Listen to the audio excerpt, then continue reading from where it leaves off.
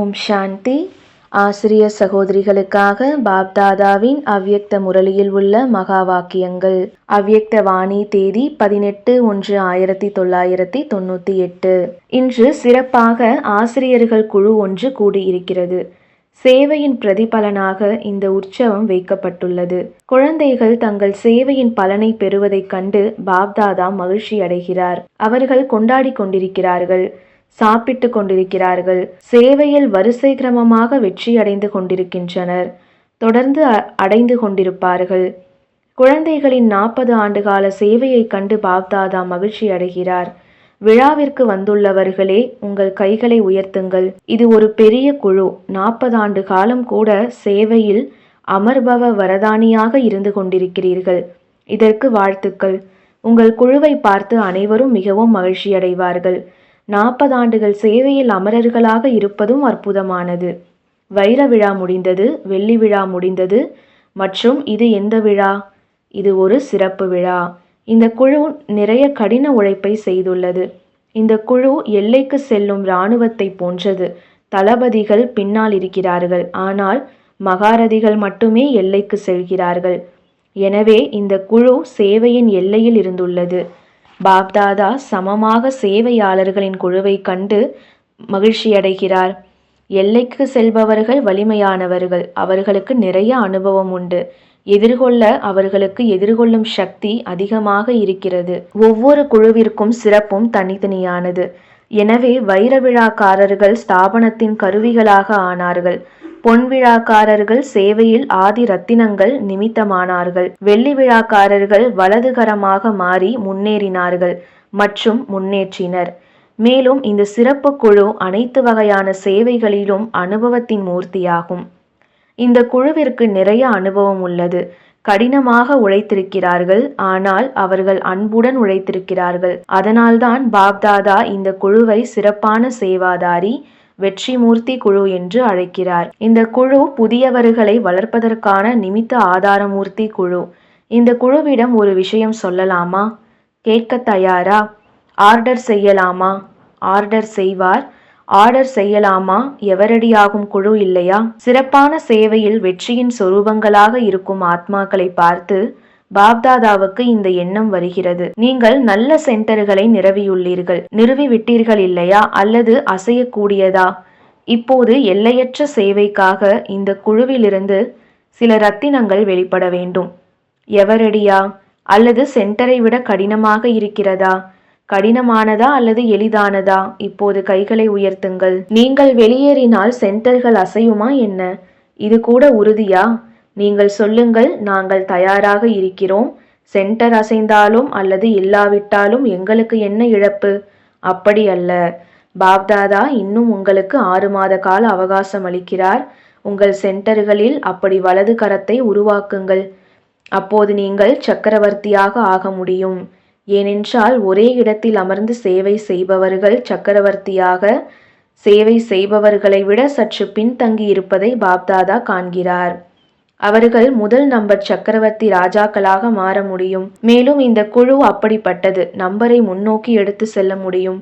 ஆக நம்பர் எடுப்பீர்களா? அப்புறம் தாதி ஆர்டர் செய்வார். எவரெடி ஆர்டர் செய்வார் இல்லையா? உங்களுக்கு கைகள் தேவை இல்லையா? சில சமயங்களில் தாதி உரையாடுகிறார், உதவியாளர் வேண்டும். அப்போது இந்த உத்தரவை யார் நிறைவேற்றுவார்கள்? உங்களால் மட்டுமே செய்ய முடியும். பாப்தாதா உறுதியான நம்பிக்கையுள்ள ஆத்மாக்களை புரிந்து கொள்கிறார். எனவே நீங்கள் அவரவர்கள் இடங்களை உறுதியாகவும் வலுவாகவும் ஆக்குங்கள். அப்படியே நடக்கட்டும், வித்தியாசம் வரக்கூடாது. பின்னர் என்ன நடக்கும் என்பதை தந்தை பிரம்மா பார்த்தாரா? பார்க்கவில்லை அல்லவா? நல்லதுதான். மேலும் நன்றாகத்தான் இருக்கும். எனவே நொடியில் பற்றற்று ஆத்மா பறந்து சென்றது. எந்த பற்றுதலும் அதை இழுக்கவில்லை. எனவே அப்படி ஒரு குழுவை உருவாக்குங்கள். எந்த பற்றுதலும் இருக்கக்கூடாது. இது என் கடமை, நான் இல்லாமல் யாராலும் இதை செய்ய முடியாது என்ற எண்ணம் வேண்டாம். இதிலிருந்தும் வைராகியம். சரி, பாப்தாதாவின் வார்த்தைகளை கேட்டீர்களா? கவனத்துடன் கேட்டீர்கள். சரி, இப்போது 6 மாதங்களில் அத்தகைய சென்டர்கள் அனைத்தையும் உறுதியாக்குங்கள். பிறகு உத்தரவு வழங்கப்படும். பிடிக்கிறது இல்லையா? உலக மகாராஜனாக ஆக வேண்டுமா அல்லது ஸ்டேட்டுக்கு ராஜா ஆக வேண்டுமா? எத்தகைய ராஜா ஆக வேண்டும்? நீங்கள் ஒரு சென்டரை மட்டும் நிர்வகித்தால் நீங்கள் மாநிலத்தின் ராஜாவாகி விடுவீர்கள். சக்கரவர்த்தி ஆனீர்கள் என்றால் உலகத்தின் ராஜா ஆவீர்கள். நீங்கள் அனுபவம் வாய்ந்தவராகி விட்டதைப் போலவே மற்றவர்களையும் அதே வழியில் அனுபவம் வாய்ந்தவர்களாக ஆக்குங்கள். கடினமான வேலை அல்லவே, அது கடினமாக இருந்தால் செய்யாதீர்கள். ஒரு கால் கடினமாக தோன்றினால் பாப்தாதா நீங்கள் இருக்கும் இடத்திலேயே இருங்கள் என்று கூறுவார். இதுவும் ஒரு விடுதலை. யார் வேண்டுமானாலும் இதை செய்யலாம். ஆனால் பாப்தாதா இந்த குழுவை முன்னேற்றத்திற்கான நம்பிக்கையாளர்களாக கருதுகிறார். சரியா? பிடிக்கிறதா? சரி செய்வதற்கு முன்பு கவலைப்பட்டீர்களா? கவலையற்ற பாதுஷா. தந்தை பிரம்மா எதையும் பற்றியும் யோசிக்கவில்லை. ஆக தந்தையை பின்பற்றுங்கள். குழந்தைகள் என்ன நடக்கும், அது எப்படி நடக்கும், சென்டர் இயங்குமா இல்லையா, முரளி எங்கிருந்து வரும் என்று நினைத்தார்கள். எவ்வளவு கேள்விகளை சிந்தித்தார்கள். பிரம்மா பாபா சிந்தித்தாரா? நொடியில் வியக்தத்திலிருந்து அவ்வியக்தமாகிவிட்டார். ஆனாலும் மேலும் நல்லதிலும் நல்லது ஏற்பட்டே தீரும் என்ற இந்த நிச்சயம் இருந்தது மற்றும் இருந்து கொண்டிருக்கிறது இல்லையா? பாப்தாதாவுக்கு ஒவ்வொரு குழுவின் சிறப்பும் அன்பானதாக இருக்கிறது. அவ்வியக்தவாணி தேதி 31/1/1998. இந்த குழு சரணடைந்த ஆசிரியர்களை கொண்டது. நீங்கள் சிறப்பாக செய்தீர்கள். தைரியம் வைத்து தனது சேவையின் நிமித்தமாகுபவர்களை திறந்த மேடையில் கொண்டு வந்தீர்கள். தந்தையினுடையவர்களாக ஆவதின் கையோடு கைகோர்த்தலின் விழா 5-6 ஆண்டுகளுக்கு முன்பு நடந்தது. ஆனால் இப்போது மேலும் கைகோர்த்தலை வலுப்படுத்தினீர்கள். பிரிக்க முடியாது. எனவே பாப்தாதா சரணடைந்த ஆசிரியர்களுக்கு வாழ்த்து தருகிறார். எப்போதும் கையோடு கைகோர்த்து துணையில் துணையாக பக்கா செய்து கழுத்தில் வெற்றி மாலையை அணிவிப்பீர்கள். இப்போது எந்த இடத்தில் வசிக்கிறீர்களோ அந்த இடத்தையும் மற்றும் தன்னையும் நிர்விக்னமாக செய்விக்கணும். எந்த ஒரு விக்னத்தின் ரிப்போர்ட்டும் வரக்கூடாது. சொந்த முயற்சிகளிலும் கூட தடை ரூபமாகாதீர்கள். சில நேரங்களில் வெளிப்புற தடைகள் இல்லாவிட்டாலும் அவை மனதில் எழுகின்றன. எனவே மனதில் எந்த தடைகளும் இருக்கக்கூடாது. உடன் இருப்பவர்களின் எந்த தடைகளும் இருக்கக்கூடாது. மாணவர்களிடமிருந்து எந்த தடைகளும் இருக்கக்கூடாது. இந்த முக்தி ஆண்டில் நீங்கள் இந்த 3 சான்றிதழ்களை பெற வேண்டும். சுய நிர்விக்னம், சென்டர் நிர்விக்னம் மற்றும் உடன் இருப்பவர்கள் நிர்விக்னம். இது சரியா? தடைகள் எழுந்தால் என்ன செய்வீர்கள்? நீங்கள் தடைகளிலிருந்து விடுபட்டு இருப்பீர்கள். மற்றும் யாராவது தடைகளை உருவாக்கினால் என்ன செய்வீர்கள்? தடைகளை அழிப்பவராக நீங்கள் மாறுவீர்களா? எனவே சரணாகதி விழா என்றால் முழுமையின் விழா என்று பொருள். சரணாகதி விழாவை மட்டும் நினைவில் கொள்ளாதீர்கள், அதையும் நினைவில் வையுங்கள். ஆனால் காலத்திற்கு ஏற்ப நீங்கள் இப்போதே முழுமையின் நாளை கொண்டாட வேண்டும். அத்தகைய வலுவான நம்பிக்கையின் கங்கணம் அணிந்து செல்லுங்கள். பாப்தாதா அனைத்து ஆசிரியர்களுக்கும் சொல்லிக் கொண்டிருக்கிறார். நாட்டிலிருந்து வந்திருந்தாலும் சரி, வெளிநாட்டிலிருந்து வந்திருந்தாலும் சரி, கைகளை உயர்த்துங்கள். இன்று பல வெளிநாடுகளும் உள்ளன. வரவேற்கிறோம். வரவிருக்கும் வெளிநாட்டு சென்டர்களையும் சேர்த்து. நல்லது. பாப்தாதாவுக்கு ஆசிரியர்களிடம் ஒரு சுப பாவனை இருக்கிறது. சொல்லட்டுமா? கேட்பீர்கள் அல்லது செய்வீர்கள் கூட. யோசிக்க மட்டும் செய்வீர்களா அல்லது சொரூபமும் ஆவீர்களா? கேட்பீர்கள், செய்வீர்கள். நல்லது. ரொம்ப சிறிய சுபபாவனை இருக்கிறது. பெரிய விஷயம் கூட இல்லை, ரொம்ப சிறியது. எல்லா சென்டர்களும் பிரச்சனை இல்லாமல் இருக்க வேண்டும் என்று தாதி செய்தி அனுப்பினார். அதற்கு ஆசிரியர்களே பொறுப்பு. இப்போது கூட ஆசிரியர்கள் மேல் புகார்கள் வருகிறது. தாதிகளிடம் அந்த கோப்பு இருக்கிறது இல்லையா? அலுவலகத்தை சேர்ந்த ஈஷு சொல்கிறார், சென்டர்களிலிருந்து இவ்வளவு பயனற்ற கடிதங்கள் வருகிறது. அதை குப்பை பெட்டியில் நிரம்புகிறது. அப்படி இருக்கிறது இல்லையா? அதை படிப்பதில் கூட நேரம் எடுக்கும். பிறகு கிழிக்க கூட நேரம் எடுக்கும். பிறகு பெட்டியில் போடவும் நேரம் எடுக்கும். அதனால் இந்த முயற்சி பயனற்றதாகிவிட்டது. அதனால்தான் பாப்தாதாவிடம் அனைத்து ஆசிரியர்களும் தந்தையின் வலது கைகள் என்ற மங்களகரமான உணர்வு இருக்கிறது. இடது கைகள் அல்ல, வலது கைகள். வலது கைகளின் இடங்களிலிருந்து, சென்டர்களிலிருந்து அப்படிப்பட்ட செய்திகள் வந்தால் அது கழிவு பெட்டிகளில்தான் நிரம்பும். ஆக அப்படி நல்லதா? ஆம் அல்லது இல்லை என்று சொல்லுங்கள். இந்த ஆண்டு நாம் ஒவ்வொருவரும் 3 சான்றிதழ்களை பெறுவோம் என்பதை புரிந்து கொள்பவர்கள், சுய தடைகளை அழிப்பவர்கள், சென்டர் தடைகளை அழிப்பவர்கள் மற்றும் உடன் இருப்பவர்கள் தடைகளை அழிப்பவர்கள்.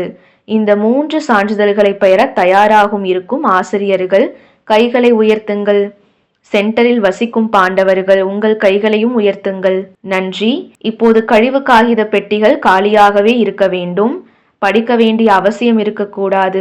கடிதங்களை திறந்து திறந்து கைகள் சோர்வடைகின்றன என்று ஈசுதாதி கூறுகிறார். அதனால்தான் இங்கே அமர்ந்திருந்தாலும், வெளிநாட்டில் கேட்டுக்கொண்டிருந்தாலும், தேசத்தில் கேட்டுக்கொண்டிருந்தாலும் முரளி கேட்பீர்கள்.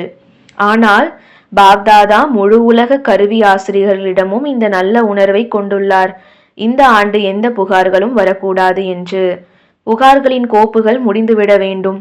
பாப்தாதாவிடம் நிறைய கோப்புகள் உள்ளன. எனவே இந்த ஆண்டு புகார்களின் கோப்புகள் முடிக்கப்படட்டும். எல்லோரும் நலமாக இருக்கட்டும். அதைவிட இன்னும் ரீஃபைன் ஆக வேண்டும். பிடிக்கிறதா? யார் எப்படி இருந்தாலும் அவர்களுடன் பழகும் முறையை கற்றுக்கொள்ளுங்கள். ஒருவர் என்ன செய்தாலும், மீண்டும் மீண்டும் தடை ரூபமாகி எதிரில் தோன்றினாலும், ஆனால் தடைகளில் நேரத்தை செலவிடுதல், இறுதியாக இது கூட எதுவரை, இதற்கு கூட நிறைவு விழா இருக்க வேண்டும் இல்லையா? எனவே நீங்கள் மற்றவர்களை பார்க்க வேண்டாம். இவர் இப்படி நடந்து கொள்கிறார், நான் என்ன செய்ய வேண்டும்? ஒரு கால் அது மலை என்றால் நான் ஒதுங்கி செல்ல வேண்டி இருக்கிறது. மலையை நகர்த்த முடியாது. இவர் மாறினால் நாம் மாறுவோம். இது மலை நகர்ந்தால் நான் முன்னேறுவேன் என்பது போல மலையும் நகராது, நீங்கள் இலக்கை அடையவும் முடியாது. எனவே ஒரு கால் அந்த ஆத்மா மீது நல்ல உணர்வுகள் இருக்கிறது என்றால் சமிக்கை கொடுத்தால் மற்றும் மனம் புத்தி மூலம் காலியாகுங்கள். சுயமாக தடைகளை மாறும் அந்த நபரின் சிந்தனை விவகாரங்களில் உங்களை ஈடுபடுத்திக் கொள்ளாதீர்கள். எப்போது வரிசை கிரமம் இருக்கிறதோ அப்போது வரிசை கிரமத்தில் நிலை கூட வரிசை கிரமமாக ஆக வேண்டியிருக்கிறது. ஆனால் நாம் நம்பர் 1 ஆக வேண்டும். அவ்வாறு தடைகள் அல்லது வியர்த்த எண்ணங்களை செலுத்தக்கூடிய ஆத்மாக்களிடம் சுயம் பரிவர்த்தனையாகி அவர்கள் மீது சுப பாவனை வைத்து கொண்டே செல்லுங்கள். சிறிது நேரமும் சிறிது முயற்சியும் தேவை. ஆனால் இறுதியில் தன்னை மாற்றிக் கொள்பவர் வெற்றியின் மாலை அவர் கழுத்தில் விழுகிறது. சுப உணர்வுகளால் ஒரு கால் அவரை மாற்ற முடியுமானால் அதை செய்யுங்கள். இல்லையென்றால் சமிக்கை கொடுத்து தனது பொறுப்பை முடித்து கொள்ளுங்கள் மற்றும் சுயத்தை மாற்றிக்கொண்டு மேலே பறந்து செல்லுங்கள். இந்த தடை ரூபமும் தங்கப்பற்றுதலின் நூல்தான். இதுவும் பறக்க விடாது. இது சத்தியத்தின் திரையின் மிக நுண்ணிய நூல். இதுதான் உண்மை என்று இதை சிந்திக்கிறீர்கள் இல்லையா? இதுவோ ஆகிறது இல்லையா? இது ஆக வேண்டாம் இல்லையா? ஆனால் எவ்வளவு காலம் பார்த்து கொண்டிருப்பீர்கள்? எவ்வளவு காலம் காத்திருப்பீர்கள்? இப்போது நுண்ணிய இழைகளிலிருந்தும் தன்னை விடுவித்துக் கொள்ளுங்கள். முக்தி ஆண்டை கொண்டாடுங்கள். எனவே குழந்தைகளின் ஆசைகள், ஊக்கம், உற்சாகம் இவற்றின் அனைத்து விழாக்களையும் கொண்டாடி பாப்தாதா நிறைவேற்றி கொண்டிருக்கிறார். ஆனால் இந்த ஆண்டின் இறுதி விழா விடுதலை ஆண்டின் விழாவாக இருக்க வேண்டும். விழாவில் தாதிகளுக்கு பரிசுகள் கூட வழங்குகிறீர்கள். எனவே பாப்தாதாவுக்கு இந்த முக்தி ஆண்டின் விழாவில் சுயத்தின் பரிபூரணத்தின் பரிசை கொடுக்க வேண்டும். நல்லது. அமிர்த வேளையில் முக்கிய திட்டமிடல் புத்தியை கொண்டவர்களை பாப்தாதா காரியத்திற்கான கருவிகளாக ஆக்குகிறார். அவர்களுக்கு சேவையினுடைய புதிய விதிகள் டச் ஆகும். ஏனென்றால் தனது புத்தியை தந்தையிடம் ஒப்படைத்துவிட்டு உட்காருங்கள். புத்திவான்களின் புத்தி உங்கள் புத்தியை தொடுவார். இந்த திட்டமிடல் புத்தியை கொண்டவர்களுக்கு வரதானம் கிடைத்தே இருக்கிறது. கருவிகளாகுங்கள்.